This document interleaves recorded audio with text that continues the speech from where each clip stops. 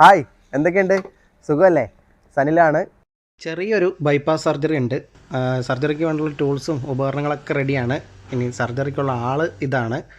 Dodge Ram 1500 5.7 litre hemi engine വരുന്നൊരു വണ്ടി. ഇതാണ് പ്രശ്നം. കേട്ടല്ലോ, എൻജിൻ്റെ ഉള്ളിൽ നിന്നൊരു അബ്നോർമൽ സൗണ്ട്. റൈറ്റ് സൈഡിൽ നിന്നാണ് സൗണ്ട് വരാനുള്ള കാരണം വാൾ ലിഫ്റ്റർ കംപ്ലൈൻ്റ് ആയതുകൊണ്ടാണ്. ചിലർക്ക് വാൾ ലിഫ്റ്റർ എന്ന് പറഞ്ഞു കഴിഞ്ഞാൽ ഇഷ്ടപ്പെടില്ല.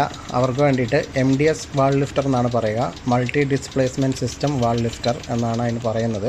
സർജറി നമ്മൾ സ്റ്റാർട്ട് ചെയ്തു. ഇനിയിപ്പം ഏത് വാൾ ലിഫ്റ്ററാണ് കംപ്ലൈൻ്റ് എന്നുള്ളത് ജസ്റ്റ് ഒന്ന് ചെക്ക് ചെയ്യാൻ വേണ്ടിയിട്ട് നമ്മുടെ റോക്കറാമിൻ്റെ പ്ലേയും കാര്യങ്ങളൊക്കെ ഒന്ന് നോക്കി. ഇതെല്ലാം ഓക്കെയാണ്, ഇതും ഓക്കെയാണ്.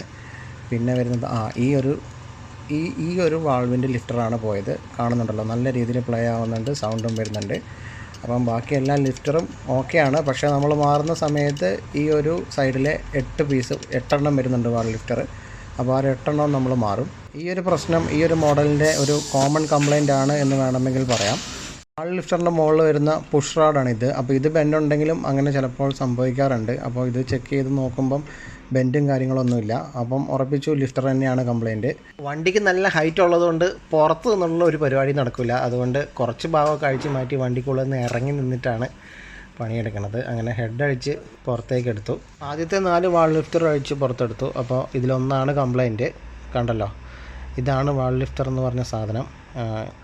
അപ്പോൾ ഇതിൻ്റെ സൂക്ഷിച്ച് നോക്കി നമുക്ക് മനസ്സിലാവും. ഇതിൻ്റെ ഹെഡ് സൈഡിൽ ഇതുണ്ടോ, ഈ ഒരു ഏരിയ നോക്കിയോ. ഈ ഒരു 3 ഏരിയ ലെവലാണ്. ഈ ഒരെണ്ണത്തിൻ്റെ മാത്രം കണ്ടോ കുറച്ച് താഴേക്കാണ് ഇരിക്കുന്നത്. അപ്പോൾ ഇതാണ് കംപ്ലൈൻറ്റ്. ലിഫ്റ്റർ സെറ്റ്, അതേപോലെ ഹെഡ് ഗ്യാസ്കറ്റ്, ബെനിഫോൾഡ് ഗ്യാസ്കറ്റ്, അങ്ങനത്തെ കാര്യങ്ങളൊക്കെ പുതിയത് ഒറിജിനൽ തന്നെ വാങ്ങിക്കൊണ്ട് വന്നിട്ടുണ്ട്. അപ്പോൾ ഇതെല്ലാം ഒന്ന് സെറ്റാക്കിയിട്ട് നമ്മുടെ സർജറി കംപ്ലീറ്റ് ചെയ്ത് ഇതിനെ റോഡിൽ ഓടിക്കുന്ന വീഡിയോ ആയിരിക്കും അടുത്തത്.